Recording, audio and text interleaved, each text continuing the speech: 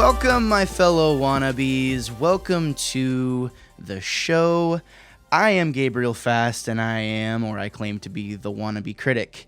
Today I have a very special guest. You might have seen her on YouTube's official Instagram account or on Good Morning America for the coverage of her newest Tiny Face Challenge video. The one and only Jaime French. Jaime, how are you? I cannot complain right now. Thanks for making me sound so cool just now. Yeah, you're welcome. Very official. Well, and that's the thing is, I appreciate, there is a official person trying to get a little bit of credibility going on the podcast. We have like official people coming on the podcast to talk about what they do and why they are official. So, I appreciate you coming on to kind of, talk with the wannabe. How's things going over there? Like I said, I can't complain. I mean, the world's crazy right now, but thankfully I'm safe and, doing well, sheltered. How about you? Yeah, same here. We've actually kind of taken the opportunity to, work on some new projects, get some ideas going, get some brainstorming going. I am an only child, so the isolation is not too hard for me, honestly. There's also, there's like the missing people, but I feel like there's other people that are having a harder time than I am, And I think creative people are never really bored or lonely. yeah, I totally agree with that. And I haven't really been having as hard of a time. I'm a huge gamer, so it's like, whenever you need an escape from the world, you just, pick up the controller and, maybe hook up with some friends and just forget about what's going on for a while. And obviously creating content has been a really big outlet as well through this time. And yeah. I know that's how it's been for you too. Yeah, I feel like quarantine has done me a little bit of a favor because you're forced to just kind of be alone with your thoughts and come up with, new ideas. And that that definitely happened over the last couple months. Yeah, for sure. So let's talk about your latest, the latest and greatest from Jaime French, which is, the biggest thing I would say, from an onlooker and from a fan. I watch your stuff and we're friends, obviously. For those of you who are listening, Jaime has very much been a behind the scenes mentor in a lot of ways to help me with my YouTube stuff. And I've really appreciated the feedback she's given me and advice she's given me. It's been really, really nice. But I know the struggle of starting out. Yeah, and we're going to talk about that a little bit later in this little visit. But so Tiny Face. So I'm a little confused because I've seen some tweets, I've seen some interactions with you and other people. This was this an original idea by you, or did you get this from somebody else? So I had seen this illusion over the years, just kind of scrolling in the back of my mind. I never really took that much note of it. I tried to think of where I saw it the first time, and I don't remember. I know it was on Instagram, and I think what I saw was a little nose, a little mouth, and then the girl who had done it had closed her eyes and drawn big, like Bratz doll looking eyes over her eyelids. So it was just one of those things that I had seen over and over and just kind of brushed off like, oh my gosh, I could never do that. I always joke that I'm not a real artist. I'm a makeup artist, but I've always done bridal. I'm not really good with like drawing and stuff. So I brushed it off. So I saw it on TikTok. I saw a young blonde girl, probably 16, 17. She had a, medical mask on, pulled it down, and she had this little face drawn.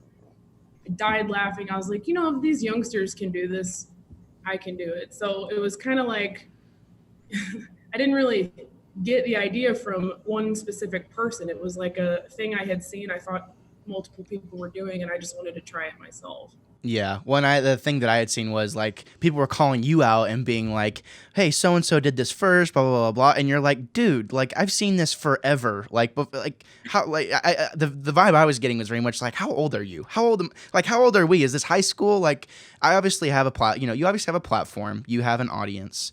And, like, it's not really your fault if and you did give credit to, people that you had seen do it in the past and all this other stuff. And it just so happened that, yours was the one that was going to blow up, And that's what I think really made people upset, was the view count. But at the same time, like, I am all about giving credit. Like last year when I did the 1999 video, that was it was an original idea for the video, but I was inspired by a tweet and the tweet was sent to me by someone from Facebook, and all these things led to my own creation. And I still included that tweet in my video, even though nobody would have ever known if I hadn't, because tweets and videos are separate. But it's like I always want to give credit where credit was due. I just didn't in this particular situation. I felt like it was a technique, like overdrawing lips or contouring or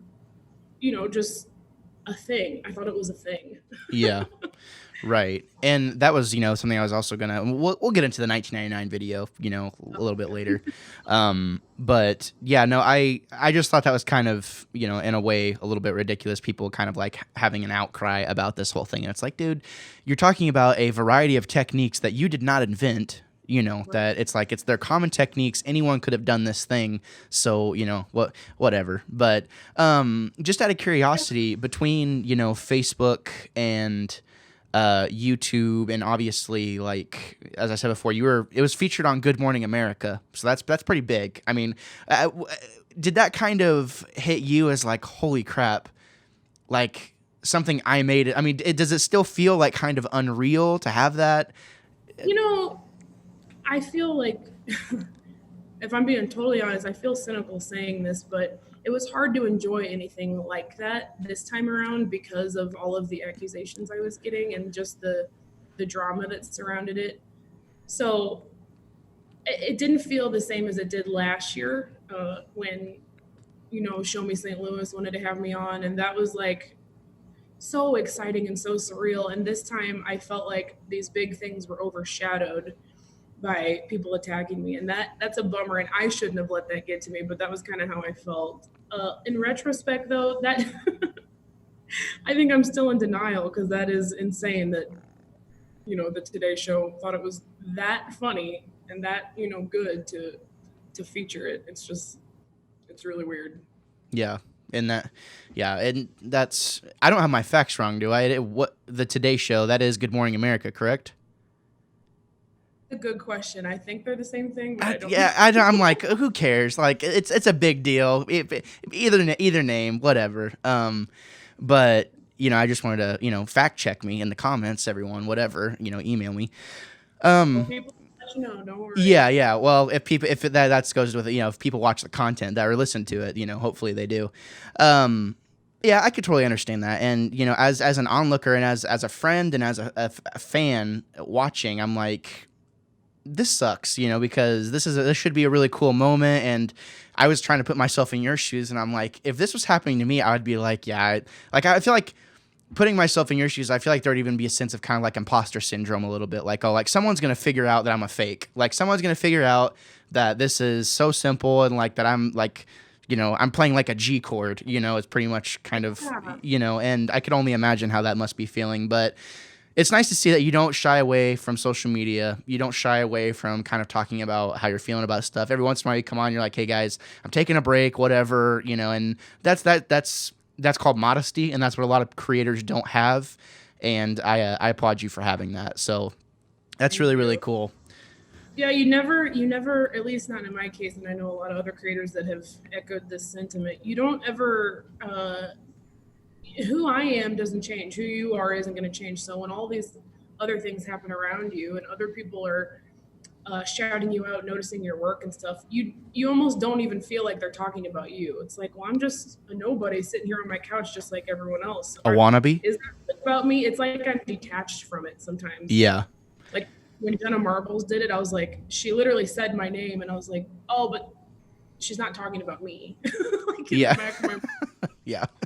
Denial. Yeah, I can only imagine, like your heroes recognizing your work and being like, just a very surreal feeling. And you kind of touched on it a little bit. Like that's kind of we say on this show, like, everybody's a wannabe because everyone has opinions. Everybody wants to, do their thing. Everybody is aspiring to be something greater than what they are. And there's always going to be that person that says, well, who do you think you are? And a lot of times that person can even be ourselves saying, well, who am I? Like, who do I think I am? And it's like, well, I have this clear idea of what I want to be. And I have this clear goal in mind. And even if I am a wannabe, I'm still going to keep doing it. So I think you could definitely speak to that sentiment because, we're gonna take this further. We're gonna put a pin in it because I don't want to ruin the interview. Yeah, no, I'm spitting hot fire. Ladies and gentlemen, if you didn't know already, this is the Wannabe Critic, your weekly stop for diversity. Anything from random topics to comic reviews to album reviews to interviews to movie and TV show reviews. You can go check out our feed right now. We have lots of things going on over there. Right now we're reviewing the Fast and the Furious series. It is quickly taking a turn for the worse because it's not getting any better. And in our constant efforts and attempts to make quality content, we have branched off into several podcast feeds, of which are available to you right now. Game Club is a podcast where we talk about games a lot, video games. Storytime is a handcrafted narrative about Star Wars made in-house from a variety of different sources. And then also A Guy and His Wife, where me and my beautiful wife, Emma, review stuff and talk about things. Right now, you can get those podcast feeds on Spotify and Apple Podcasts, as well as some other random podcast feeds. But if it's not on your podcast platform of choice, I apologize. We're trying to get more and more added all of the time. But please listen on Spotify or Apple Podcasts, since those are the big dogs anyways. Jamie. Yes. We're not here to talk about that crap, but I got to do it. We're here to talk about you. We're here to talk about you. Now, I read or heard or I don't remember where exactly I got this information, but in my mind I had it. So you did work for weddings, as you mentioned before. Did you work at a salon? I thought I read that somewhere. Yeah, I was a hairdresser for 10 years, like haircut, color, Okay. hairstyles. Right. So I did 3 different salons, throughout my career. And then the wedding thing was a side gig where I would travel to the bride at whatever hotel she was at and get the wedding party ready with makeup. Okay, nice. So that was kind of the side thing. So at what point, so you're working at a salon. At what point do you're like, okay, I want to transition into makeup and I want to do makeup tutorials and I want to, make a YouTube. What made you want to start making makeup YouTube videos? That you're working as you're doing these things, right? Yeah, I think right after high school, I didn't even know YouTube was a thing, and maybe a year after I graduated, a couple of my friends were like, hey, did you know this girl we went to school with, that I was decently close friends with, is famous on YouTube now? And I was like, what? And we looked her up, and sure enough, she was doing tutorials, how to cut side swept bangs and talking all about makeup. And I was already in the industry, and getting licensed. And I think I was already licensed at that time. I can't remember. I can't even remember when I graduated right now in beauty school. But I was like, oh, gosh, that is so cool. I've always loved video. I love hair and makeup. She's doing really well. I talked to her a little bit, and she was like, yeah, I just moved to LA. I'm getting thousands of dollars from this. It's I work for myself. She had told me all the benefits of it.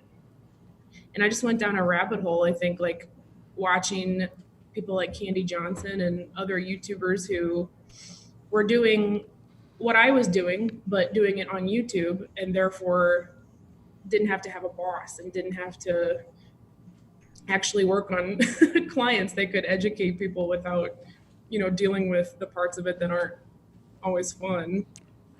And I don't know, I always have had an obsession with video. When I was 12 years old, I got my first video camera. All I did was walk around my house making skits by myself or with my sister. And it just seemed like a combination of both things that I was passionate about. So the desire for a channel started long before I ever actually got the equipment I needed to do it. Yeah, so you're talking about, essentially, and that was one of the questions I was going to, answer or ask a little bit later, and we'll get into a little bit more, but that desire to perform is always there, and I think that's kind of in your DNA, is that desire to perform, right? Well, and to share, you don't... Get a I'm laugh. sure you can relate. I don't know about that. I mean, yeah, getting a laugh is great, but part of what is so great about being on YouTube is you can actually talk to people who are like you and have similar interests. It seemed, I mean, I had one friend growing up that also liked to make videos, you know, and she went to a different school. We hardly ever got to see each other. It's like the internet opens you up to this world of people who have common interests, and you don't feel like the weird, you know, creative, the sole weird, creative, quirky person, you Right. know. Yeah. No, I totally get that.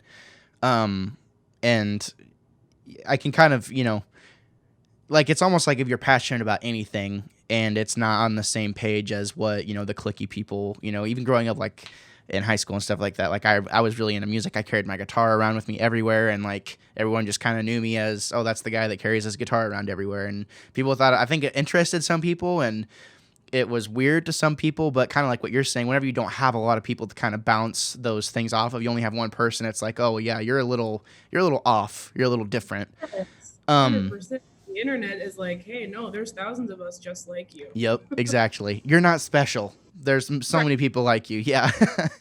So, I was kind of doing some digging. I was doing some snooping on your YouTube page and kind of, trying to formulate some data.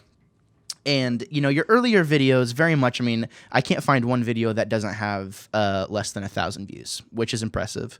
But even, from the earlier days, it seemed like even since the inception of your channel, really, it started to steadily grow is kind of what it seems like to me. Like it seemed like you were gaining traction over time. And, obviously the algorithm can play tricks and stuff like that. So I want you to elaborate on that, but it seemed like things were going kind of, slowly building, slowly building, slowly building. I'm starting to see more and more. And then all of a sudden I see Tammy Sandwich.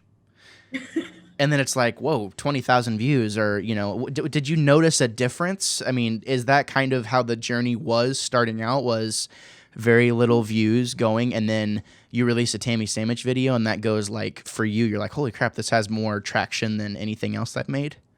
No, I really think putting Tammy Sandwich was, it didn't do well at all at first. I think the views you're seeing now are from all these viral videos I've had that, you know, later on that Recommend. drove traffic to my page. They went back, and actually what's really weird is I've recently been getting a ton of comments on Tammy Sandwich, and I feel like those views have increased just randomly over the last few days. But at the time, I remember being like, oh man, people do not find this as funny as I do. Yeah.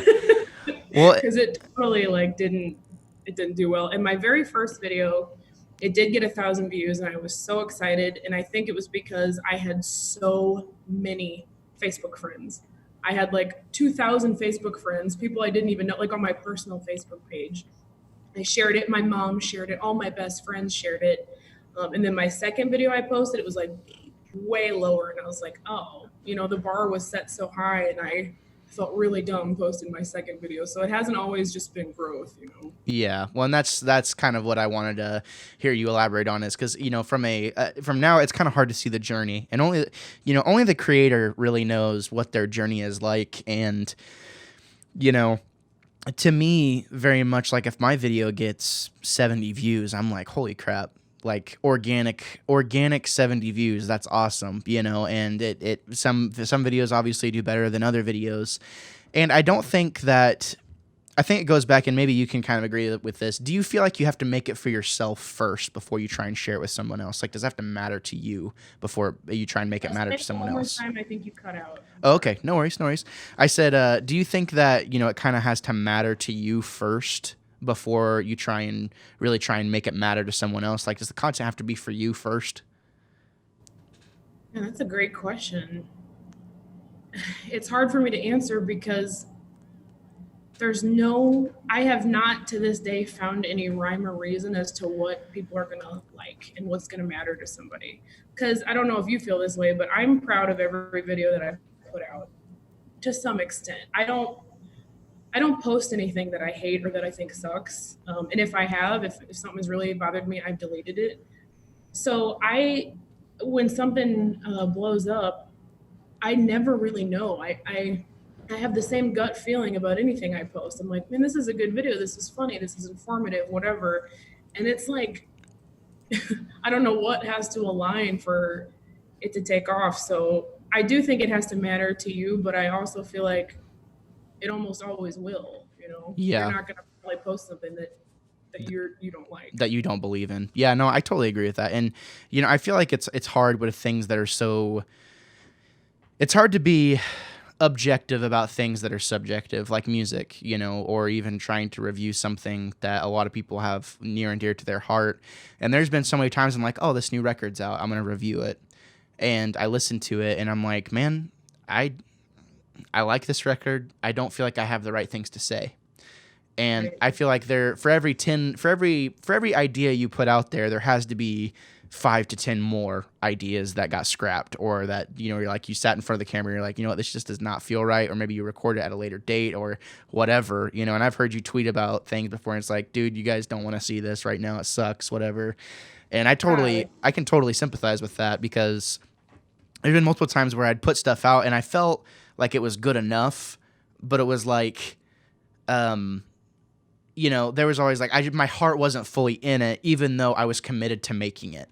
And it's like, I know, like, because I viewed it as work at that point. It's like, okay, if I'm going to be consistent, I need to review this album today, right now. Like, there's no excuses, And I feel like you kind of care about it inherently, because you're forcing yourself to mentally say, like, this could be a job one day. How do you make it feel that way? Do you ever find Right. yourself kind of feeling things like that? Yeah, of course. Like if the desire to be consistent and to post will sometimes overshadow, how enthusiastic I am about something.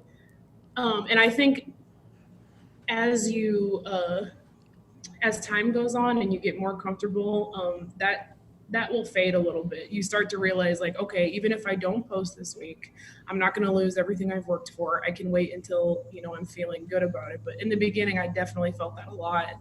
And my manager, he kind of encourages me sometimes. He's like, go ahead and post a video even if you don't love it, just to keep up with your audience and yada yada yada. And I get what he's saying. It is a good way to stay consistent, but it's always been hard for me to do that. Like if you post something you don't love, you're gonna think about it constantly and be like, that was not funny, that was not good, and Yeah. you're gonna end up anyway. Well, and I totally, and you're kind of talking about a different realm of even, content creation than I, because, being a podcaster, unless there's something that really sticks out in your mind of this needs to be fixed, you're not listening to every single detail, and you're confident in what you're saying. And like, to me, whenever I make a video, I don't even watch my videos anymore, really. Like, I watch to make sure I got the intro right, and like, I put it out there, and I'm like, okay, there's a part of me that's like, okay, I did that one. Don't want to think about it again. Don't want to, like, because I'd done that before, where I would listen to the podcast and I would get cringe at every little thing I said, until finally, you kind of grow to just like the sound of your own voice a little bit. And, I think that's with anyone that does podcasting, whatever. You wouldn't do it if you didn't like to hear yourself talk. To a degree. I mean, really, that's the fact of the matter. And I feel like there's been times where people will come back on my videos and say, like, oh, you got this detail wrong, and then I'll go check, and it's like, oh yeah, sure enough. I almost feel like putting it out of mind, and then someone bringing it to my attention that I made an error. I'm more apt to be like, you know, okay, yeah, you're right. I'm sorry. Didn't, overlooked, whatever, not a big deal. Instead of like freaking like thinking that, like, oh, I'm such an idiot, Right, or be defensive. like I think about that Chris Farley sketch where he's interviewing Paul McCartney, and he's like, you did you ever see that one? Like, it was the Chris Farley show, and he's like trying to interview people, and I see is it the one where he's like, you remember that? yeah, exactly. And he's like, I'm such an idiot. Like, like hits himself and stuff like that. That was very much the beginning of even podcasting. I'm like, God, I'm such a freaking idiot, and I think there's a piece of that never really goes away. And I'm sure you can definitely feel that way. I mean, I feel like that's just kind of the name of the game with creating Yeah. content.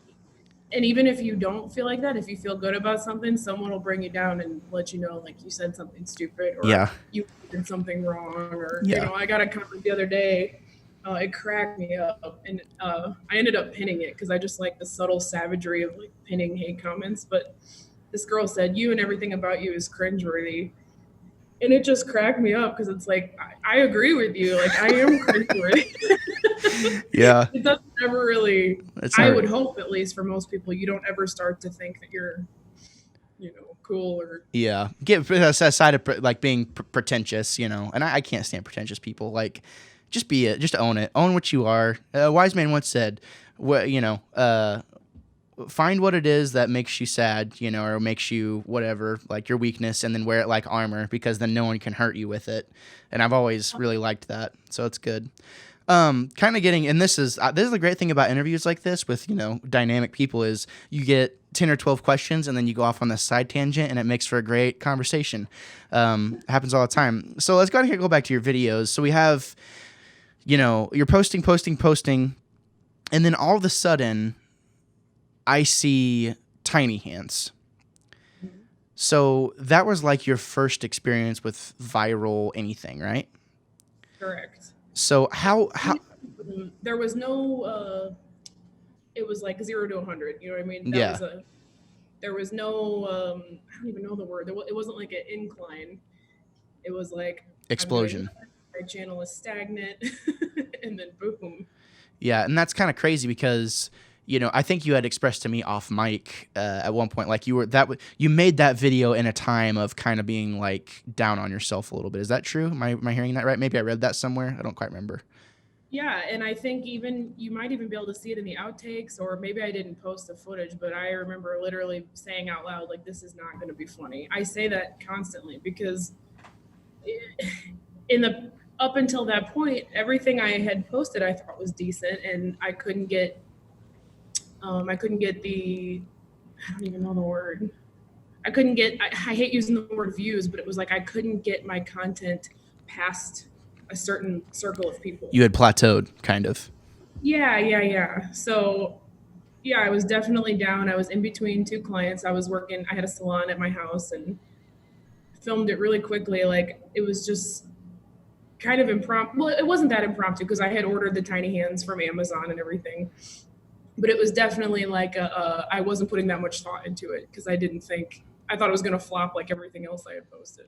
Yeah, which is kind of funny because and we had I shared a sentiment with you about my some good news like semi spoof thing that I did, Yeah, and yeah. like I remember telling you like uh I've been like really down in the dumps, and like I made this video, and I was just hoping that it would be funny. I like put everything that I felt like I had left in the tank into that video. And I feel like, I don't know, what you've kind of expressed to me, it kind of seems like whenever you're at your breaking point or almost close to your breaking point can almost be some of the times where you put out the best stuff. Yeah. Um which I don't know. Go ahead. It seems like you want to elaborate on that. Yeah, just kind of caring less. It sounds horrible, but yeah, I was like, you know what? I'm just going to do something funny that I want to do and not try to please people. And that ended up being what people liked. And that is like a huge piece of advice I always hear other creators say when they do like how to start your YouTube channel, is say, be yourself, relax. Don't try too hard. Don't try to create anything like viral or whatever. And those are usually the ones that end up doing well. So yeah, I think you're right. It's like when you when you kind of have a more lackadaisical attitude, that's the stuff that will do well. Going Sometimes. back, yeah, going back to what we were saying before, when you make it for yourself, like when it's for you and you're like, I'm proud of this, like you really put more into this one because you wanted to see the result. Think about like a director of a movie and how every single decision that gets made has to go through them. And it's like, if something sucks, it's because the director said, yeah, that's fine. Yeah, that's fine. Like, no problem. And Yeah. if it's awesome, you're like, you can take pride in knowing that you said yes to this decision. That was someone else's idea, but it had to get past you. But you're like the entire operation, So it's like whenever something you make is really good and people give you good feedback on it, even if it's one comment of this is hilarious, you're like, I'm glad I pulled the trigger and made that decision because I thought it was funny too, and I'm glad you liked it, type thing. Yeah, and you can't let a view count make you feel differently about what you posted. Like you know what's funny, you know what's creative, you know how much work went into something. A lot of times, a view count is just a simple matter of an algorithm Yeah. or a time of posting, and it's so hard not to care about it. But if you feel good about it, it's probably a good video. Yeah. There's obviously exceptions, but you have good judgment. Right. Yeah, no, I totally get that. Yeah, it's probably usually a good idea unless you're Keemstar. Just gonna throw that out there just in case he ever hears it. So let's kind of take a different turn here. So you're a singer as well, and across your channel even, and you have impressions on your channel. Even your 13 voices, your 13 voices video got quite a bit of traction. How important is singing to you, and do you play any instruments? Yeah, I play the drums and guitar. I'm pretty mediocre at both of those. Singing is super important to me. I would like to do it more, but it's one of those things that I don't even know how to word it. Musical talent is not rare, and it's not something that I feel like people need from me. And I think that was another reason my channel wasn't doing well for so long until I kind of transitioned into comedy. It was the same thing with being a makeup artist. There's so many makeup artists that I wasn't really needed, as an artist, but the laughs and the comedy, that's what people need, especially right now with, the way things are.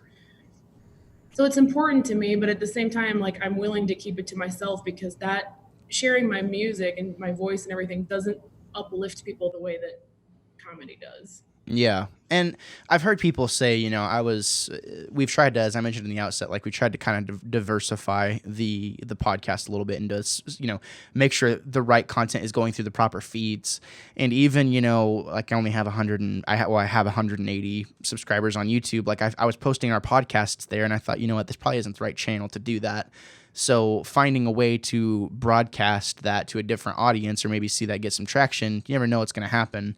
Could you see yourself ever taking the step to be like, okay, guys, like this is my job, like whatever. I'm gonna take a leap of faith, and I'm actually gonna make a sub channel to like make music because you obviously like what I do here. Do you feel like you see yourself ever doing something like that? That is such a good question, and I have agonized over it. I've agonized over it for like since the beginning because I've always felt like I have been kind of penalized in a way for having multiple interests. So if I start off and say I'm a makeup artist, this is a beauty channel, and then I go do a song, you lose followers because people are like, well, I didn't come here for music. Yeah. But and I do a lot of different stuff. Like, I've done music, I've done beauty, I've done comedy, like random skits that have like Tammy Sandwich has nothing to do with beauty. It's Yeah. not even a marriage of the two. Like Yeah. Tiny Hands was a combination of comedy and beauty, but Tammy Sandwich is like far off on the peripheral, side of it. So I definitely feel like I've been kind of penalized for that. Yeah. And so I've thought about it, but then the other part of me is like, I don't want to start over again. And, I thought about recently after this whole drama happened and the guy was like bullying me, the guy who accused me of stealing his idea or whatever. I was like, I love makeup, but I don't really want to be part of the beauty community anymore if it's going to be this way. And then that kind of changed into, well, I do want to be part of the beauty community. I love playing with makeup. Maybe I'll separate to a separate channel for beauty and just do my comedy and stuff here. And I've had so many different ideas and I can't commit to one. I'm so afraid that like starting over will just, hurt me in the long run. Yeah, and I think whenever you're bigger, it's almost like starting whenever you have nothing on, starting whenever you have a relatively low audience and saying like, hey, we do a couple different things here. And kind of, because that was my thing. Like people would tell me like, you need to stick to one thing. And I'd be like, screw you, dude. Like, I don't need to do that. Actually, if you don't like it, you can leave. I need people who are supportive for what I want to make. I don't need to be, I don't need to cater to one specific audience. I want to make content and I want to entertain people, period. And like, why put someone in a box like that? Why tell it? Like, I got a comment on the 13 Voices the other day and she's like, you're so annoying, like stick to one thing. And it's like, well, man, that's such a weird, like, imagine saying that to someone in person. Like, you're only allowed to have one talent. Yeah. You're only allowed to have one interest. That is bizarre to me. Yeah, I don't understand either. It's this really weird culture of like, tunnel vision, just this weird tunnel vision. Like you get this perception of what you think a creator is or what they're doing, and it's like, no, dude. Like I like to like go to any multi like faceted. Think about like Tom Cruise. This is a weird example. Tom Cruise, writer, director, producer, like does his own stunts. He has all these different things that he's trying to do. And this is a weird example, as I said before, but the point is he wants to do all these things because he enjoys doing it, and he sees results on it. And my thinking is like, for people who want to be involved in a variety of different things, even like a lot of the podcasters I listen to, they have devoted podcasts for specific topics. And it's like, but it's the same people doing all of it. It's like, well, we want to talk about games, we want to talk about music, we want to talk about whatever. It's like, how do you figure out ways to diversify it? And to me, it's like you're almost doing yourself a favor by starting with nothing and seeing what happens with which audience takes off the most, rather than like what you're saying. And this is what I was thinking in my mind. It's like, because I see like the 13 Voices video, and you sing all the time on your Instagram story. Like you're always doing music stuff. And, I saw Tammy Sandwich play the drums the other day, and I'm like, that desire for music is there. And I had wondered if you had thought about starting another channel at another point. But I also get the risk factor of what are people going to say? And, I don't know. I feel like from creator to creator, I feel like you should do what you want to do. Like, well, and the other thing, like I have that voice in my head too, that's like I could do whatever I want, everything would be fine. But then the other voice in my head is like, well, that would be an entire other YouTube channel to maintain and to post consistently on. So it's like I don't want music to end up feeling like a chore, like sometimes filming does, after it becomes your job for so long. Right. Yeah, I definitely understand. And again, very young, hungry YouTuber, versus someone who's been in the game for several years. The mental image, or the amount of work involved is night and day, probably, for the amount of what you've put into your channel versus what I put into mine. And you know it more than the average person does. So there's that. But that was just one topic I kind of wanted to explore. And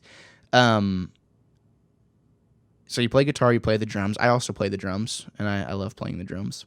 You were gonna start doing maybe drum covers or something. I'm definitely not good enough to feel confident doing that, so that's awesome for you. Yeah, it's kind of a passion project because it's really hard. There's only a handful of songs, really. I mean, there's a couple hundred songs that have no drums to them. They care like they're basically rock band versions of the songs that you just do your own drum track to, and that is definitely something I'm trying to pursue. I have a separate channel set up for that, just to post it whenever I want, because I like the uploading process. I like the practice of getting things uploaded, and to me, that's just another chance for someone to find you and find what you really want to do. But I don't know. It's definitely not my focus. It's just kind of something I do for fun. And I envy that. Like I love drumming, and my husband gripes at me all the time for not really pursuing it, but I don't know if you're like this. If I can't get one thing, if there's something I'm not good at and I can't get it, I just give up. And I couldn't get a freaking double stroke roll. Yeah. No matter how hard I tried, I couldn't do it, and I was like, oh well, I guess I suck at this, and kind of stopped. Well, yeah, it's because it didn't come easy to you and it required work. That's what it was, Yeah. Jamie. Yeah, no, I definitely understand it. So there's a song that's haunted me my entire life, and I'm a huge Foo Fighters fan, my favorite band of all time. And I remember coming home from school and just playing those records and sitting down at the drum set and playing them back to back. And the walls would just be like, it'd be humid in there because I'd be sweating, and the walls are just covered in, sweat. The walls are sweating. It's weird. It gets a little swampy in that room. But there's one song that no matter how hard I try, I just cannot get, and that's My Hero by the Foo Fighters. So I definitely know that, that kick, it's just, I can't, it doesn't make sense to me. It's just it's so hard. But I definitely get what you're saying is it's easy to be like, well, I can't do this. I suck. But the fact of the matter is there's a lot of people that will watch you, do a simple pop beat, and they're like, oh my god, like, oh my god, he on X Games mode, like, literally. And I learned that pretty early on. Like, I'd be playing John Mayer or something, and people would be like, oh my god, like, you're so good at guitar. And I'm like, like I said before, I'm playing a G chord, basically, is all it is.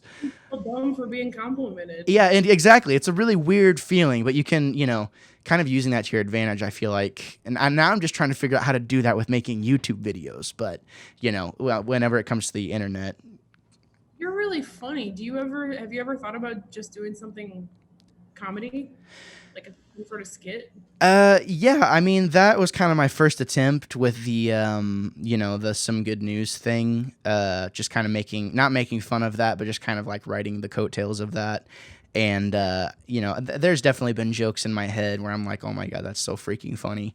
And, you're, I don't want to come off and say like that, make this sound bad, but I think you're funny whenever you're thinking of jokes in your head and you're like, oh, I better not say that because it's not going to land with this crowd, or it's not going to, and there's been so many times like where I want to tell a joke so bad because I think it's freaking hilarious. But,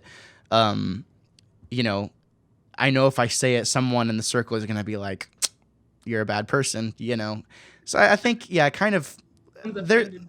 Yeah, exactly. I get offended. Yeah, people get offended, and I really don't. I've never been that person to really get offended by anything, and I think comedy is definitely something that I just kind of on the fly just try and like take a crack at. But yeah, I think trying to get skits together and figure. There's definitely been ideas in my head of ways to make people laugh because I really like making people laugh. But well, that's what I mean. Like when I say skits, I mean I don't mean necessarily trying to think of them because that's almost impossible. But if something comes to you and there's something you want to, satirize or like quote make fun of, I don't like saying it that way, but yeah, so anything you notice about humans, people relate to that, and comedy is what it was not. It was not my normal makeup videos that actually gave me a career on YouTube. It's comedy because people, yeah, need that. yeah. People like to laugh, and I find that sometimes when I hear someone laughing, like it doesn't matter. I might not think the thing they're laughing at is that funny, but like it makes me laugh because they're laughing. And like I just totally. But that was a good question for me. Yeah, if you think of something that you think is funny, you should just do it. Even start and try it on TikTok because that could be the catalyst, for people saying not only is this guy funny, but he has something to say. Yeah, totally. And I think TikTok has been a really good experiment. I try and make when an idea comes to me, I try and make it and I put it on TikTok. And yeah, I'm on TikTok at the Wannabe Critic. And I was actually going to get into your TikTok video you made here in a little bit, but we've been talking for a while. What do you say we take a little break really fast? Sure. Okay. And we're back. So thank you for that. I had to use the bathroom. Had to take a little tinkle. Yeah, we were talking about, TikTok and stuff like that. And how crazy of a platform is that, man? Like, oh my gosh. I couldn't believe it took me so long to make one. I did not realize because I saw ads for it about a year and a half ago, right? And I think everyone was seeing ads for that catchy song, the dun dun dun dun dun dun. Like there was ads on Instagram for TikTok. And really? Yeah, I just thought it was like these stupid dancing videos. I'm like, this is dumb. Like, oh my gosh, no, it's all coming back to me now. I do remember seeing ads on Instagram for TikTok, and they were weird. They were lip syncing. Weird, yeah, weird stuff. It's like this is never gonna take off. Like, what is this? And then lo and behold, I get on. I'm like, oh my god, Vine walked so TikTok could run, and I was, but better. It is, and I'm like, this is exactly what I wanted because I'm kind of like you. I've always been obsessed with video, even from a young age. I've always had very strong opinions about film, and really saw the importance of it and really appreciated it, and really saw the importance of creating. And I think that's kind of a millennial thing, but like, or it seems to be more of a trend with millennials. But whenever Vine came out, I was like there day one, like making Vines and getting likes from, some of the earlier creators and stuff like that on Vines that I had made. And, they had Vine. They were part of the creator program. So, I mean, they were they had it from day one, so they were liking everyone else's vines and stuff like that, which was cool. But I just remember thinking like, man, what a time to be alive. And then that's whenever Instagram started doing their video services, and now I think it's all kind of culminated into this thing of everybody. If you're a content creator, you need a TikTok. Like you got to have one. It's such a great outlet for the little ideas you have that you can't make into a 20-minute video. Yeah. Just such a good way to be creative and stupid and yeah, just kind of like blow off some steam even a little bit. Like I want to make something, but I don't want to like sit down and like actually make something, And I feel like with TikTok, there's no rules. I don't feel that same pressure to stick to one thing on TikTok. You can literally do whatever you want. It can be ridiculous. Like I made one recently where I'm like going off on a Barbie because I thought it was hilarious. Yeah. I wouldn't post that to YouTube because people would be like, "This girl's on crack." Yeah. But anything goes. I was just like, one of yours came to mind of like when you and Tammy are trying to play guitar. Mm-hmm. And you're like, it's a G, and you're like, oh, I like NASCAR. Like, oh my God. That was so, I watched that like 10 times and I was laughing so hard. It was good stuff over there. Yeah, really That's good. A perfect example of like something I found hilarious that other people were like, yeah, totally. It's like, yeah. No, I totally get that. Well said. So kind of, we'll come back to the TikTok here in a minute, but I've seen you say you wanted to be an actress in the past. And do you inherently find yourself kind of flexing those desires and skills whenever you make even your makeup tutorial videos? Yeah, because it's not just about, I never wanted to be an actress because I wanted to be rich and famous. It's like acting is storytelling. Just acting like someone else other than you. Like that's why I love being Tammy Sandwich. There's nothing more fun to me than like playing a character. You know? And I didn't mean, what was your original question? Oh yeah. Yeah. So that comes out at any opportunity, where I can, even if I'm still being me, but being stupid, just, you still kind of in front of a camera, when you're filming, I'm not just going to talk in my monotone, deep, alto, normal voice because people will go to sleep. So yeah, that definitely like rears its head. Yeah, no, and I think like the persona, right? You kind of have like a persona of sorts, and that's kind of like whenever you listen to the podcast, you get a very different vibe than whenever you're actually listening to or watching a YouTube video that I'm going to make.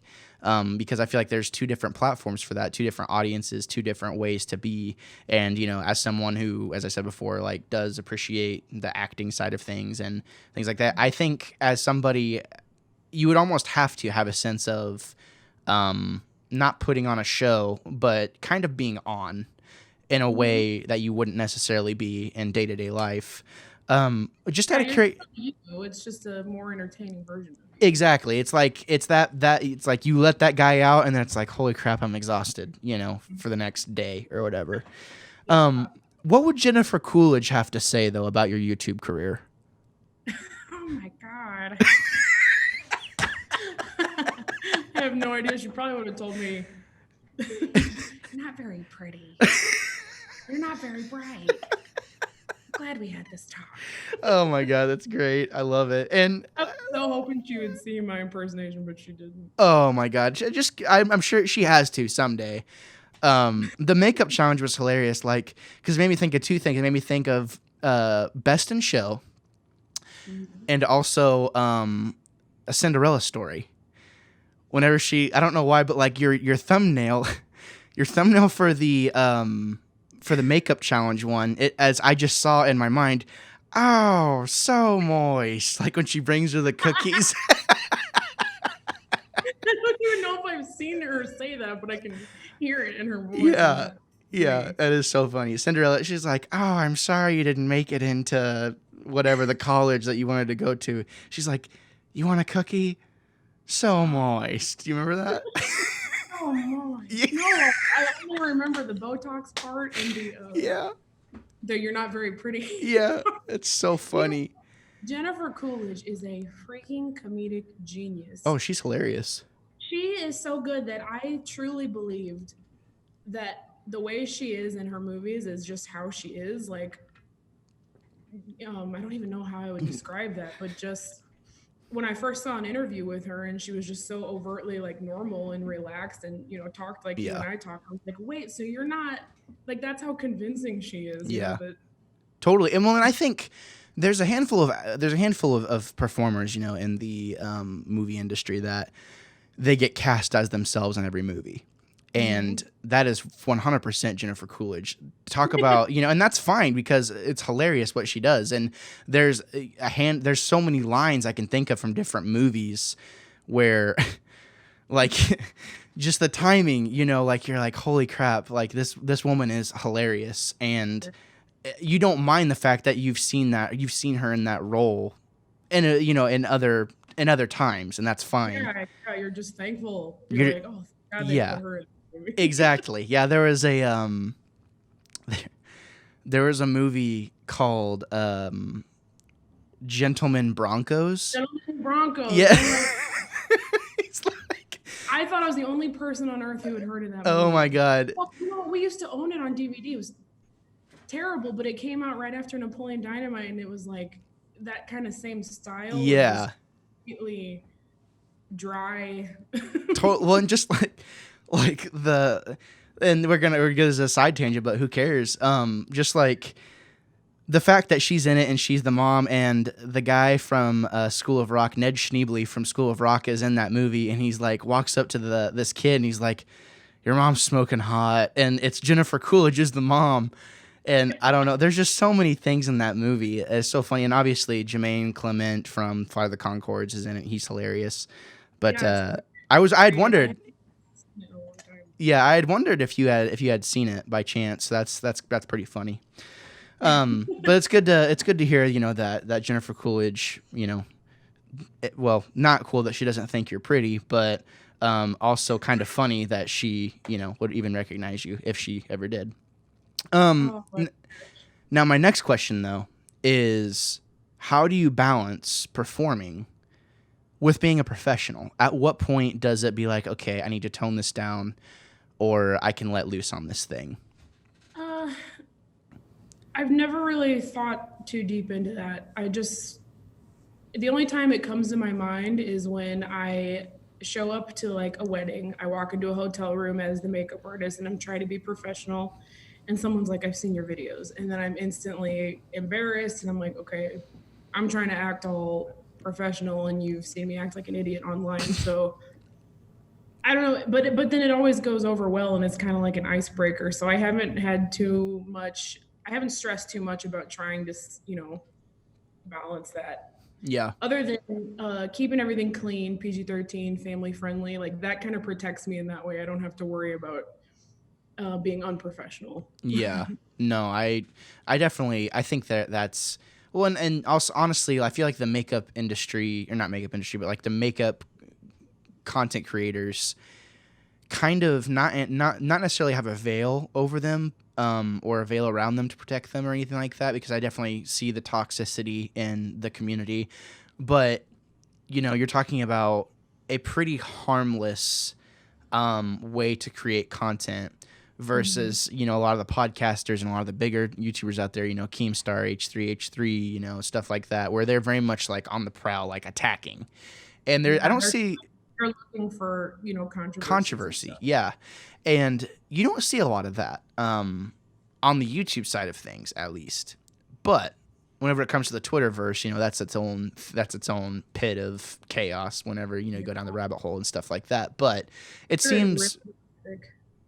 I can only imagine. I've seen some of the comments on your stuff before and I'm like, good God, like people are really this is so stupid to get mad over, like I don't understand it. It doesn't matter if you are, not that I'm the nicest person in the world, but I have never in my whole YouTube career uh, intentionally done anything problematic or hateful or dragged anyone else or, used words that would get me in trouble. Like I'm so clean, and Yeah. it doesn't matter. You will still tick people off, and Yeah. that's Yeah, it comes back to, I learned a pretty important lesson, I feel like, early on. I think you can probably kind of attest to this a little bit. people, whenever they don't have a thing, they have to hate on your thing, and it comes back to like an insecurity of, it's like this really weird thing of, they're frustrated they don't have a thing. And like you go on these people's profiles and it's like, oh wow, you don't do anything. Like you have no life whatsoever. You have no followers. You don't have an audience. You obviously want one. And you're obviously jealous of someone else's audience. And I don't know. I feel bad for those people. It's like you can almost kind of turn it away from being sad and being angry to like, wow, I feel bad for this person a little bit. Well, and even if like if I see someone, attacking me who doesn't have an audience, I don't necessarily think, oh, you don't have any followers. I just think it does always make me think though that they're seeking attention. Yeah. It's like, because if it in a perfect world, if you really had something to say to me, you could send it in a private message. But when it's done publicly, it's like you want people to respond to you, you want people to click on your page, you want people to, like your comment. And it's like that's just such a gross means of, if those people do want some sort of, career on Notoriety. social media, Yeah. that's such a gross way to get it. Yeah. It's pretty sad, honestly. At the end, there's only so much you can do, on your side of it. And I think that's with anyone probably would say the same thing. That's how I feel about anything people have said to me. People have approached me about stuff that I've said on the podcast, and it's like, listen, man, don't listen. If it offends you, like I try and keep it PG and like very like bordering PG-13 at times maybe, but it's like, just don't listen. Like I'm not violating any, like, what am I violating here? I don't understand. Just don't listen to it. My thoughts are my own. Like I'll answer to them and to whatever higher power is out there, I guess. And I understand saying something constructive, but if you're just gonna straight up attack someone or insult them, like you said, why not just keep scrolling if you hate it that bad? Yeah. Unless you feel like you have something the person really needs to hear. Right. It's like, oh, this doesn't line up with your values. Okay. That's not my problem. Don't listen. I'm going to keep doing it. I'm not going to, it's like, this one person could come to me like, this is really bad. I don't think you should be doing this. Okay. Okay. Yeah. I'll turn it off now. I'm going to stop. All done. Right. Give up everything because it didn't make sense to you. Yeah, exactly. Yeah. Yeah, I've had people in my family. I have a cousin who like harasses me anytime we talk about the fact that I like makeup.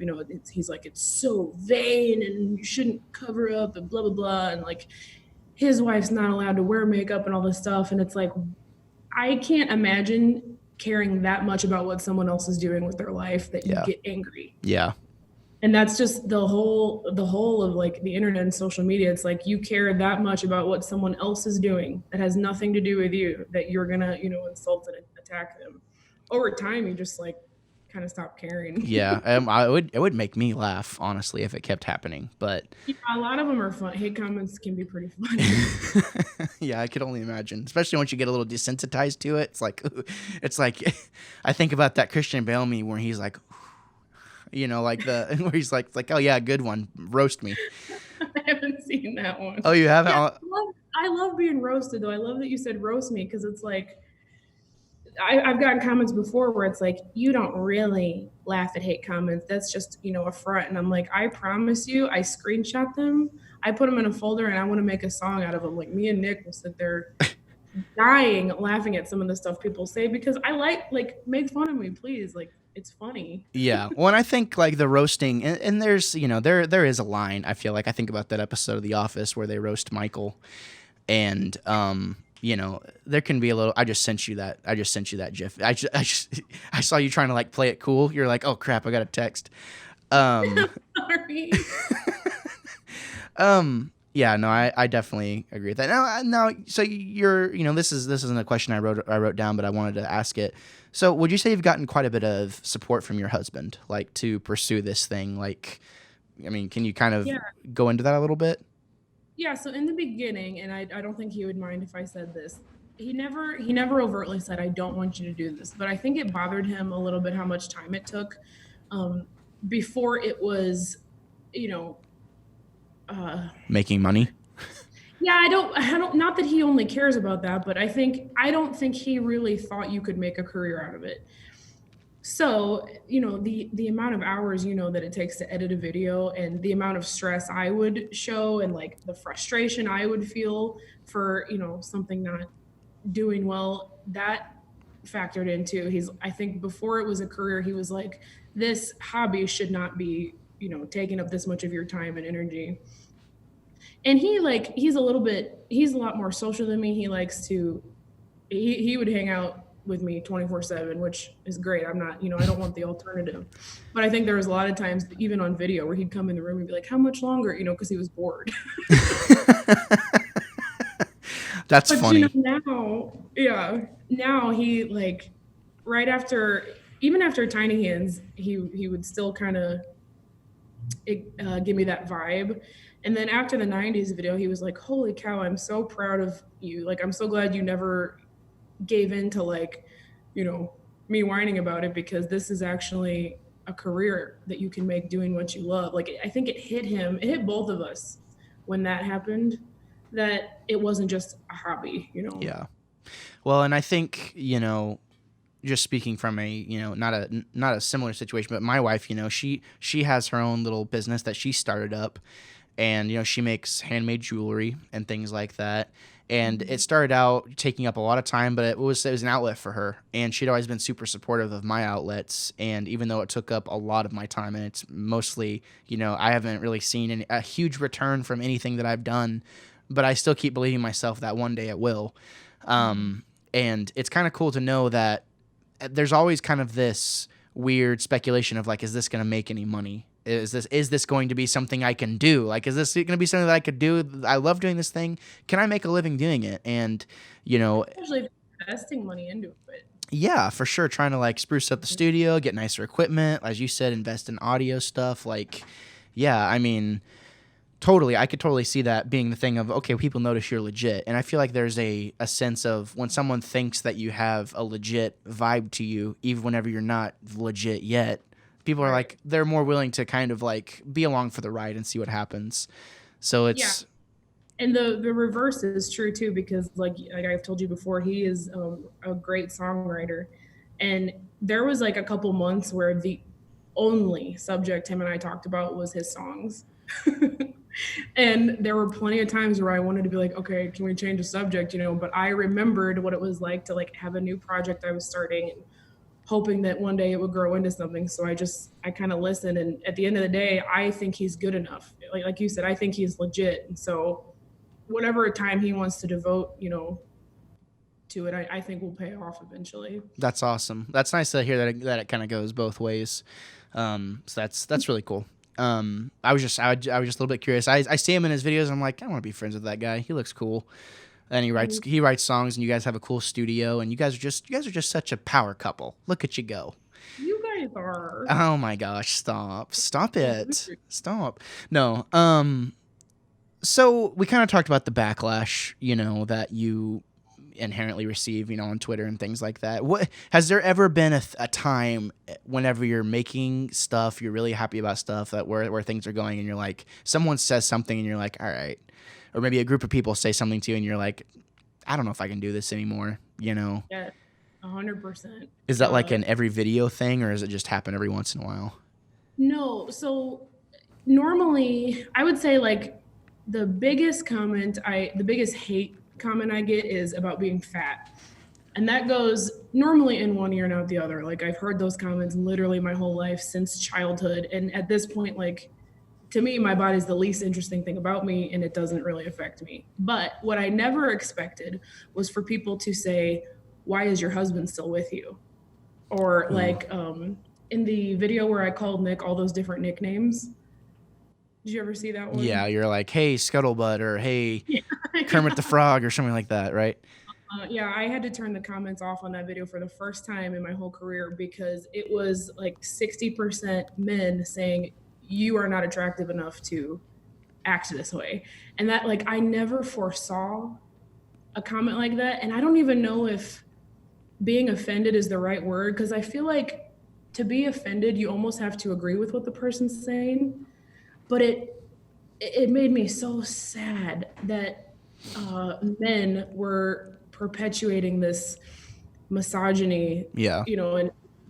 And just, it's like, why bring my husband into it? Why, like, the biggest thing, another big thing I heard was if the roles were reversed, you would be ticked off. You know, like it was like you're a woman, so you can't possibly have a sense of humor, even though he calls me names like that all the time.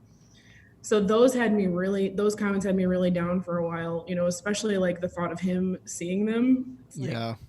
it Well, and was just embarrassing. You oh, I know. bet I could only imagine. And I completely forgotten about that video, to be honest. And to me, as an onlooker, I'm kind of like, obviously we have two ends of the spectrum here, male and female, in this conversation. Watching the video, I was like, there was a sense of kind of like, if it were me, I would get annoyed after a while. But it seems like you guys kind of have a particular relationship that maybe a lot of people have. And I think as a guy, seeing someone else's significant other treat their spouse that way whenever they don't have a relationship that's good enough to warrant such behavior, they immediately take offense, and like you said, they get angry over something, this attention seeking.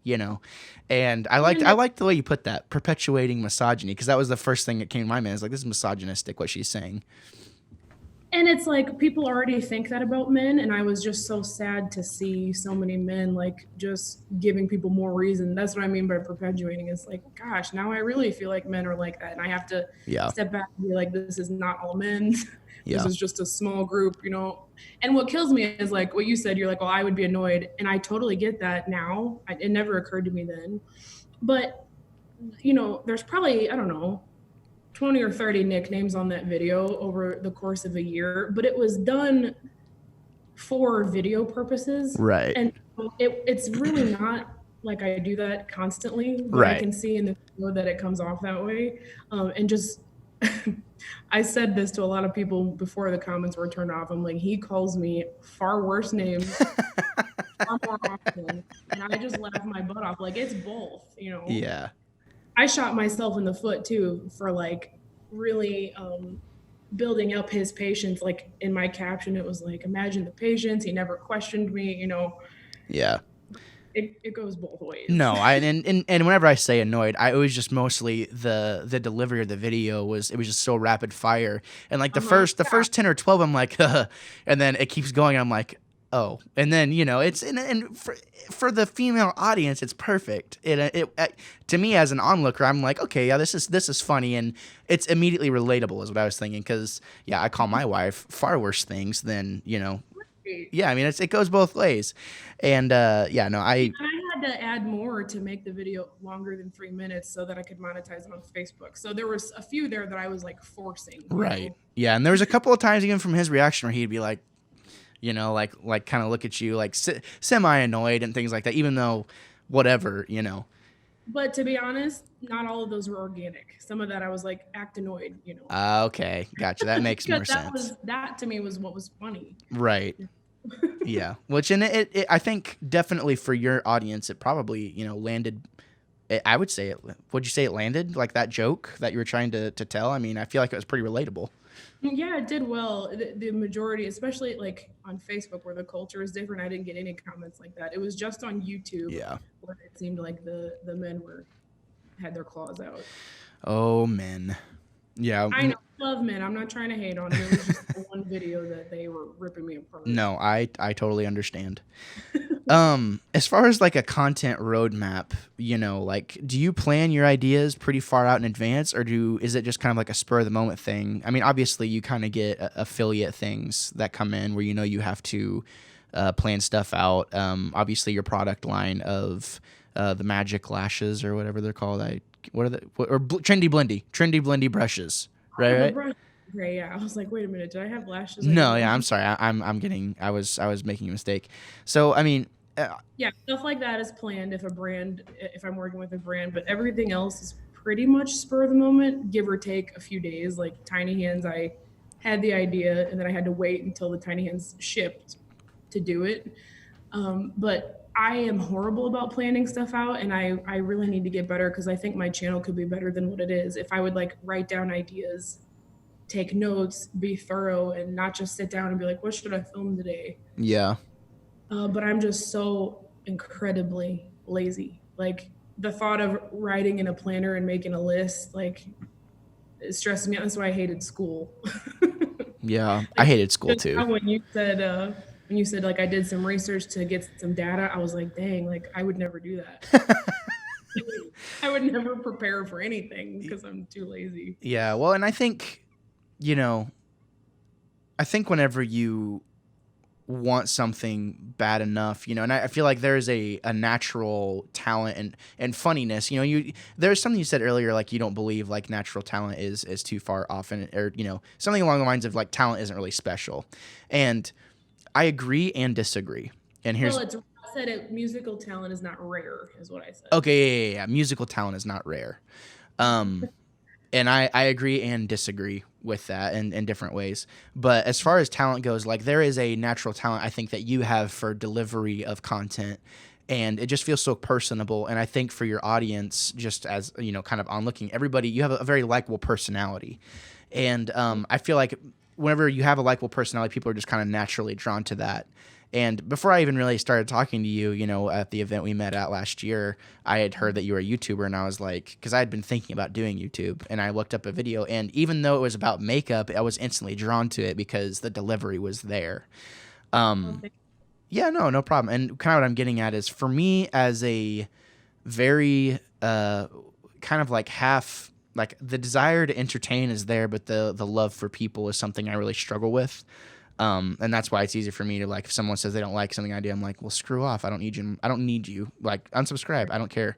And for me, I'm kind of the opposite. Like, I kind of have to have a scheduled, like, okay, this record, like on my calendar for the next 3 months is completely scheduled out for content.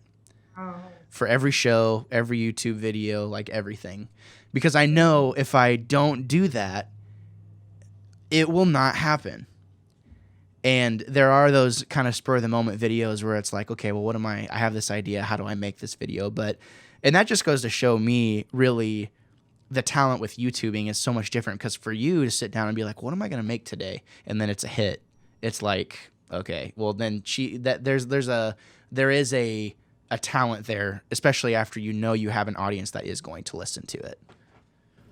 Well, and that's what I was going to say is maybe not that you shouldn't plan everything out, but that might be hindering your creativity a little bit, because it's like maybe if you thought about it long enough, you would think of something else, but you might be sticking to your list. Yeah. Yeah, I think there definitely is only so much room for mental stuff. And really, I love YouTubing, and I would love to see that turn to something else, really like grow. And it is growing. It's something I really like doing. At first, whenever I was focusing so much on the numbers, it was that thing of, okay, this is going to take a while. And I feel like this is very much a sister to my podcast. So that's kind of what I've done now, is I've really just focused more on the creative juices of something I really love doing more, which is podcasting. And now it's like whenever I post my weekly video, there are ideas that come to me every once in a while. I'm like, oh, that'd be funny, or that, that this is a good idea. Or I'll listen, like Lady Gaga's new record. I was editing footage and I saw her new record. And I'm like, oh, I love Lady Gaga. And then it was. I thought you were a professional, Jamie French. How dare you? No, I'm just kidding. Oh, wait, where'd you go? Okay. Yes, can I call you right back? Oh, no, I'm fine. Bye-bye. Sorry. No worries at all. No problems at all. It happens. It's not a big deal. You love Lady Gaga. Yeah, I love Lady Gaga. I'm editing footage at like midnight, 1 a.m. I'm working with this group out of the UK called Reckless Music, and I'm doing reviews for them. They're posting my reviews on their page and stuff, which is cool. And I'm editing and I'm listening to Lady Gaga's new record. I'm like, oh my God, this is awesome. This is so good. It's 1 a.m. I'm like, I got to make a video about this right now. Mm-hmm. And I did. I stayed up. I recorded it in full Wannabe fashion, edited it that night, uploaded it. After everything was done, it's 3:30 in the morning. And I'm like, okay, as soon as I see the upload going, go to sleep. And it was like, it felt good to be able to kind of flex that, because that doesn't happen that often for me. So I definitely see what you're thinking of. Well, if you have all these lists and the stuff you're going to be doing, it could hinder your creativity. I think whenever you're sticking to kind of like a niche of, we review things here, mm-hmm. How much do you want to branch off? I feel like you can use other outlets. Like today I'll wake up and be like, oh, I want to do a drum video. So then I'll post that on YouTube, but I also put it on Instagram where I know it's going to get more views and stuff like that, right? And I Yeah, it might have been, I wasn't thinking about the fact, like you said, you review things, so you probably do have to have some sort of organization, to review things that are relevant and just coming out. And yeah, and it's kind of one of those things too of like, it's kind of funny whenever you're trying to review albums that are semi-topical, but like within 2 weeks time release, because then it's old news by that point. But then there's also the thing of the podcast where we're reviewing movies that are really old but are still really popular. So it's, I don't know, I feel like it's just learning things as you keep going on. And obviously we're very heavily involved in the gaming community, and there's stuff to talk about every week with that, so all kinds of stuff. But I appreciate you saying that, though, that it might be hindering me, because I hadn't really thought about that. So, it and I, goes both ways, though. It might be hindering you a little, and it also hinders me that I don't have any sort of organization. Like for the days where I'm not feeling creative, yeah. if I had a list of stuff, then I could probably post something and make it good. Yeah. Well, I think all your stuff's good, but that's neither here nor there. That's good. See, I like having someone else that can bring a question to the table for me, because that doesn't happen a ton. But it's not, whatever you're doing is working for you. So that seems to be doing good, and your career seems to be really growing as time keeps going on. I mean, for God's sakes, you were featured on national television. Your content was featured on YouTube's Instagram page, and that's huge. That's a really cool milestone. So I have a couple more questions that are just kind of easier, like casual questions, but my last one kind of pertaining to the the career is, do you think you found your dream job? Yeah, 100%. Like I think for a long time I was like, I felt like SNL would be a dream job. Again, going back to acting and just acting stupid and making skits. That was a dream job for the longest time. But when I really think about it, I would still have a boss and I would still be signing contracts and like all of the paperwork and stuff that I'm sure would go into something like that. So YouTube is just amazing if you don't want to have to deal with anything like that. If you want to work for yourself and do what you love and be able to act stupid and be able to be creative, and probably make more money than you would at any, I can't say any other job, but any other job that I'm ambitious enough to try doing. Yeah. It's definitely my dream job. Yeah. Yeah. Well, that's awesome. That's really cool to hear. And honestly, you're the second person we've had on the podcast that, we had an established author on the podcast not too long ago. I don't know if that episode will come out before this one or after it, but it was really cool because I met both of you guys in the same place, and it was really cool to see two people like myself, normal people, that believed in themselves enough to put in the hard work that it would take to make something happen. And it's just really encouraging for me as a content creator, and any content creator who's listening to this. Don't give up like your dream of whatever it is. Like that's never too late to keep putting hard work into something and believing in yourself. And the second you stop believing in yourself, you never know where it's going to go. But the second you stop believing in yourself is the second that thing dies. And it's not going to happen overnight, as we've seen with you. It's been a journey. You had mentioned to me off mic, the first year and a half to 2 years, it was basically like hell trying to get it going. Full-time job with nothing in return. Yeah. Yeah, and that's kind of, I should say nothing, but very little. right. Yeah, ultimately there's an audience for everybody. I said this in my like how to start a channel video. If you want to sit there, look at people who do mukbangs, like our mukbangs. There's an audience for people who just want to eat on camera. Like Yeah. there's almost nothing I feel like you could do that somebody wouldn't want you to share it with them. Yeah. That's really encouraging to hear, because there's a lot of people that aren't sure if they have an audience, and it's like, dude, I would have never thought in a million years like that I'm at almost 200 subscribers, of people that are there to watch me review stuff. And that's a really cool feeling. And it just makes me think like, okay, well, the more stuff I put out, the more people are going to subscribe. The more people that subscribe, like the more chance that there is for people to find me. And then who knows, maybe in a couple years and 100 videos later, I'm making, I'm paying the phone bill, or I'm paying that bill that I want to get paid making stuff that I enjoy doing. So yeah, and that's the key, is like, you're not just getting paid, but it's getting paid to do something you like. yeah. Yeah, Well, and that's, my mom always told me, like, in the beginning when my channel was, small and I was frustrated, she's like, take that number and picture standing in a room with that many people, yeah, that's what I do all the time. Yeah, sitting there talking to 200 people, like, I would be incredibly nervous Yeah. Well, and it's because like, that's a lot. yeah, well, it is a lot, and I mean, especially in front of you. And I think about even like on the podcast, we, I might see, on any given episode, we might see anywhere from 20 to 60, um, views or listens a couple weeks in, and I'm thinking, holy crap! Like if there's 60 people listening to me give this live, like that's a lot. And Yeah. it's a cool feeling to know that your people are benefiting you, or people at least are curious enough about what you're doing to give it the time of day and go for it. So, but thank you so much for kind of delving into your story a little bit and kind of making this happen. I have a couple of just lighthearted questions, like as far as geek stuff goes. Like, what do you, besides makeup, like what do you really like geek out about? Like, and I'm not saying like it has to be nerdy stuff, but like what stuff that like you're super duper passionate about that you love telling people about and talking about. Oh my gosh, so embarrassing, but birds, obviously. I can identify like every type of bird in Missouri, and I talk about it all the time.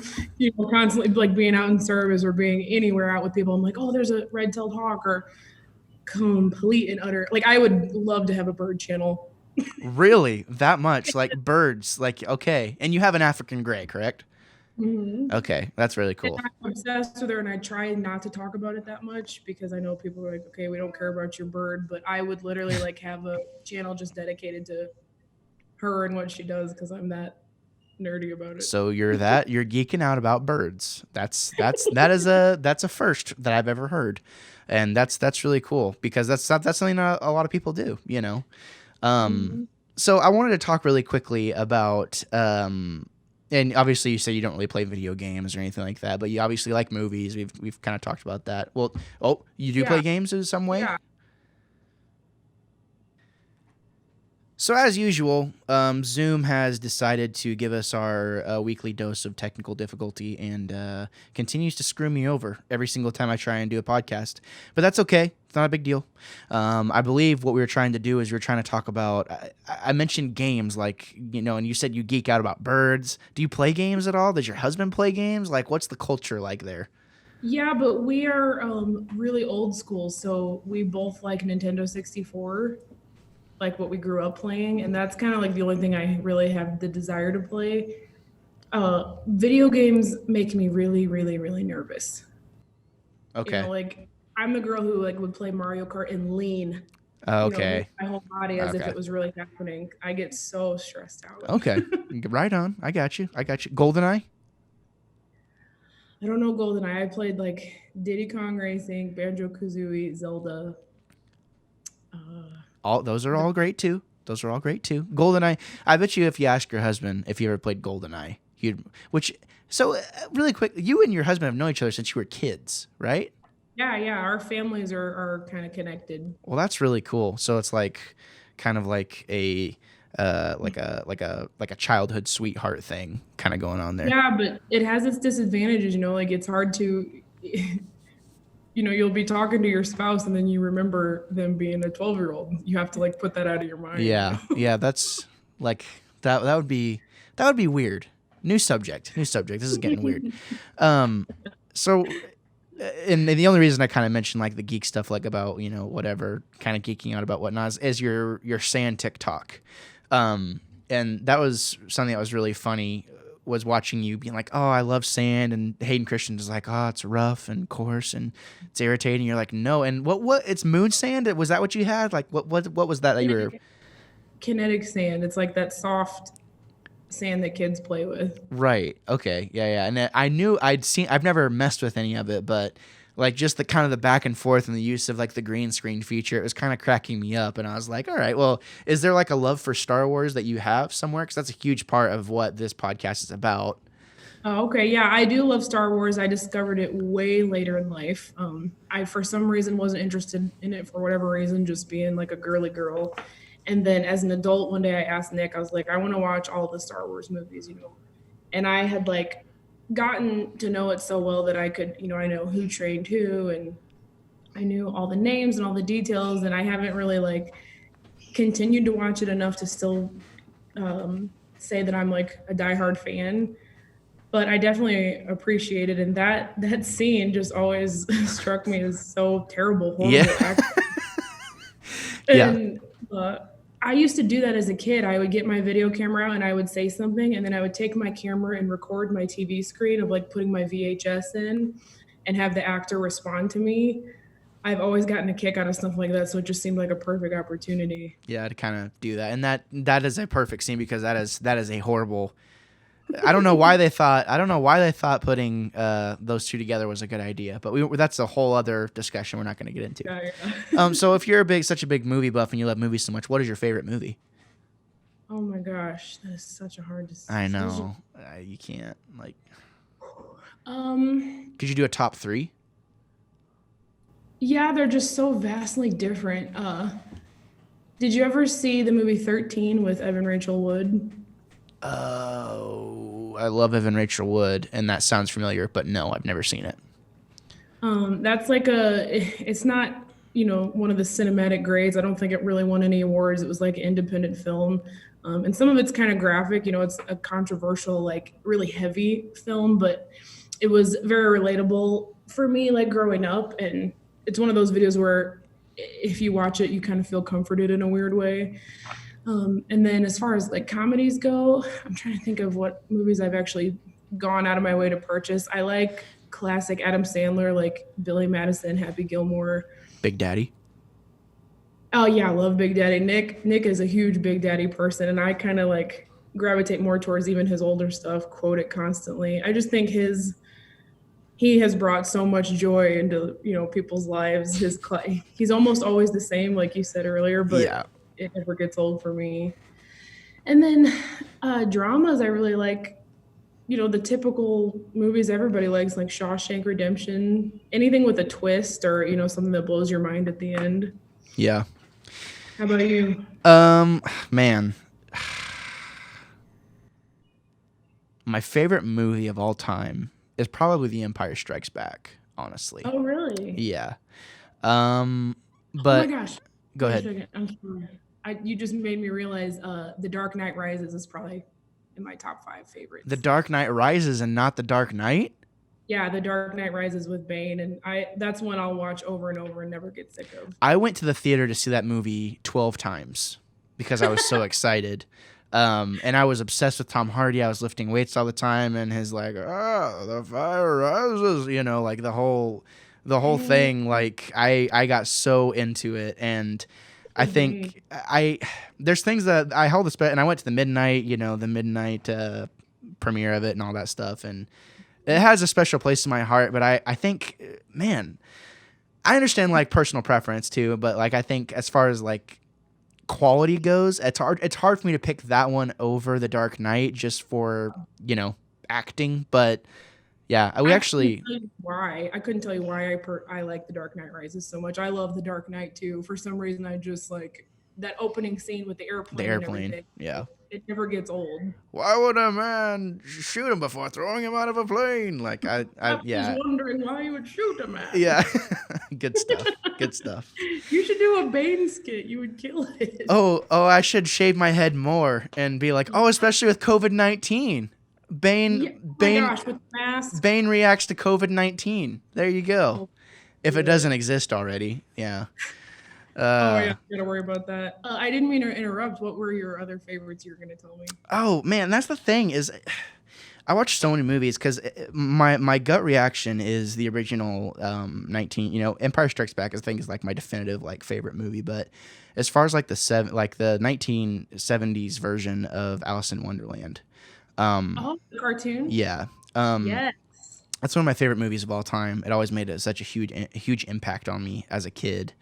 Yeah, I'm totally with you on that. I would put that in my little VHS that would rewind itself and play it 24/7, like to go to sleep to. I love that movie. Yeah, I just remember, I have very fond memories of it, and I don't know, I just think that there's just such a like has such a fantastical way about it, that was really kind of ahead of its time.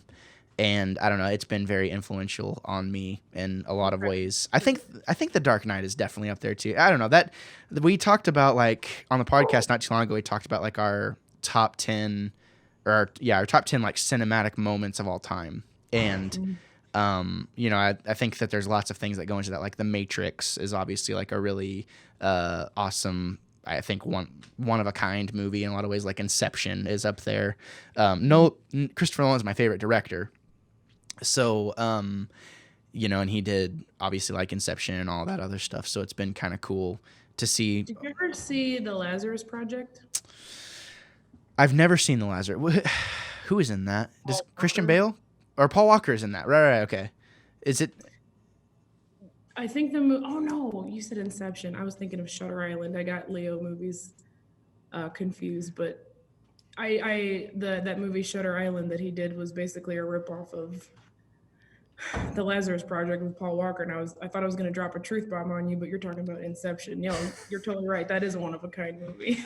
Yeah. Well, and that's funny is because I actually think Inception kind of ripped off The Matrix a little bit. Oh, Um, okay, yeah, I in can see some that. ways too. But I think Shutter Island's actually based off of a book. Um, but Lazarus Project has Paul Walker in it. Yeah, I don't remember much about it. I remember watching it when Netflix first came out, and I thought to myself, "This is a Shutter Island." When I saw Shutter Island later, I was like, "They totally copied off this movie." I think it's Paul Walker. Let me Google it so I don't sound dumb. Yeah, you better get the facts right, and hopefully, no, I'm just kidding. I'm totally Maybe my joking. brain decided it was Paul Walker. Man, I miss that guy. He's been absent. He's been very much missed in the Fast and the Furious movies, and I'm kind of Yeah, I I hope they figure out a way to wrap that story up. Is that who it is? I love those. He What'd loved. you say? I said, is Paul Walker in the Lazarus Project? Yes, Nice, first one on the list. very nice. He is a very handsome human being. Um, Nice. so Jamie, just kind of wrapping it up, and I could talk forever, and I think you could too. We talked about a lot of your career stuff. We talked about some more lighthearted things or more casual things. What's in the future? Is there anything you can tell us about that you're working on right now? Is there any kind of Yeah, brand you're working with right now? Like what's going on? yeah, I have some sponsorships lined up, but they're not really with beauty brands. I'm not deviating too much with those as far as like I'm not deviating too much from my regular content people are used to seeing as far as that goes. But as soon as my little break is over, I'm kind of on a YouTube break, despite uploading the people named Trish video I just posted.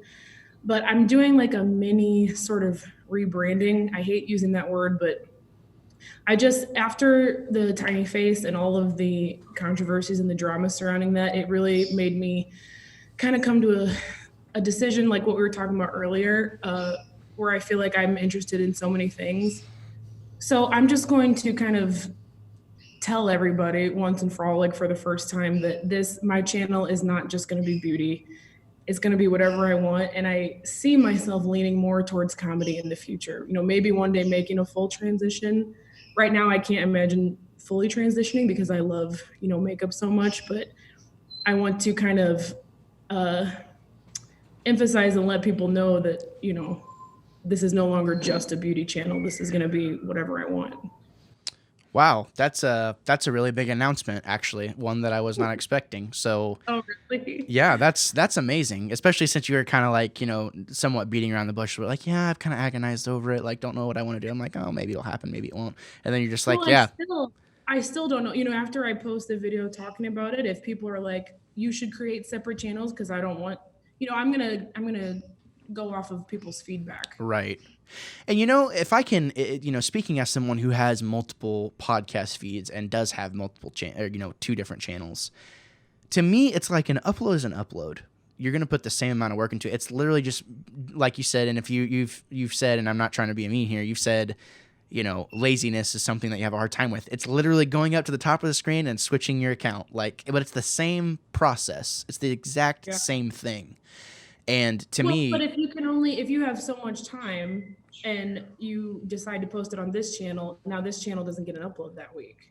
So to me, it would yeah, be double the work to keep them both. both going. Yeah, I see that. I hear that. Yeah, and to me, and it is a little bit different situation for me because it's like if I'm gonna sit down to do a podcast anyway, it just makes sense to make sure there's a video version of it. So it's really not Yeah. more work. It's just kind of doubling down. But if you're trying to Yeah, you're do plus three. right, yeah, if you're trying to do like two different styles of video on two different channels, then yeah, then that's a whole other ballpark. But that's really cool. I'm happy for. I hope that it is a good thing for you and honestly, like the people who really care about seeing all the stuff, like they're gonna stick around, and like I think that's gonna be really really awesome for you. So thanks for sharing that with us. You heard it here first on the Wannabe Critic, ladies and gentlemen. Yeah, before I've even announced it. Yeah, well, if you've made it, I just gotta come out and say, if you've made it this long to the end of the show, God bless you.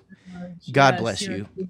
Yeah, because we started about 11:15, and this podcast is almost. We might have to make this a two-parter. We might have to. I'll only know whenever I go in to edit it. So, Jamie, thank you so much for your time. Seriously, I seriously appreciate it, and you were kind of like the last straw meeting you, because we had kind of, I don't know if you remember this, but I was working on like a song and you were working on this part and you're like, oh yeah, we should collaborate. That'd be cool. And blah, blah, blah. I'm like, no, you do YouTube? Like, is that a thing? You're like, yeah, man. Like I do. And that was kind of like the last straw. It's like, okay, like people in a similar position as me, people who do a similar thing that I do, like can make money or make a living doing something that they really enjoy that maybe a little kind of against the grain, and that was kind of always a thing, is worrying about going against the grain. But you along with a couple other people have shown me that it is possible to follow that and make it happen. So it's so great to hear. Yeah. And I apologize that I never ended up making that behind the scenes video. Oh no, it's not a problem. Use your song on. Yeah. No, it's not a problem. I was like, yeah, no, I still have all the footage. I don't know if I'm allowed to do it, Yeah, no, I totally know what you mean. Not a big deal at all. No hard feelings. But no, it's cool to kind of have one of my, inspirations and things like that to come on the show and, kind of talk about all this stuff. So I really appreciate you taking the time to do it. And I hope that this isn't giving you like some sort of, like imposter syndrome, like, oh, well, this guy thinks I'm cool or whatever, everything like that. But yeah, you've definitely been a big inspiration, and I appreciate you taking the time to come on the show. So thank you. It was honestly my pleasure. Awesome. I appreciate it. Well, where can they find you? Where can the folks find you at home? All my accounts are just under my name, Jaime French, spelled Jaime like Jaime, French like French fry. There you go. Boom. And I like how in your intros it's just a simple like boom, like just the cymbal crash. And like it's you're into it. There's something about really quick things that I always find funny, like something that catches you off guard, Yeah, it is. It's kind of it's attention getting, and it's really cool. So definitely give her YouTube.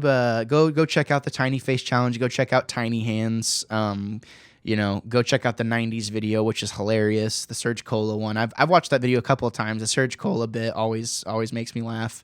Definitely go check that out, ladies and gentlemen. So I want to thank you so much for stopping by. Thank you so much for listening, everybody. And thank you for preparing yourselves for a plethora of hot takes and potentially unpopular opinions. I am Gabriel Fast. I will always be the Wannabe Critic. Say goodbye, Jamie. Goodbye. Thanks for listening.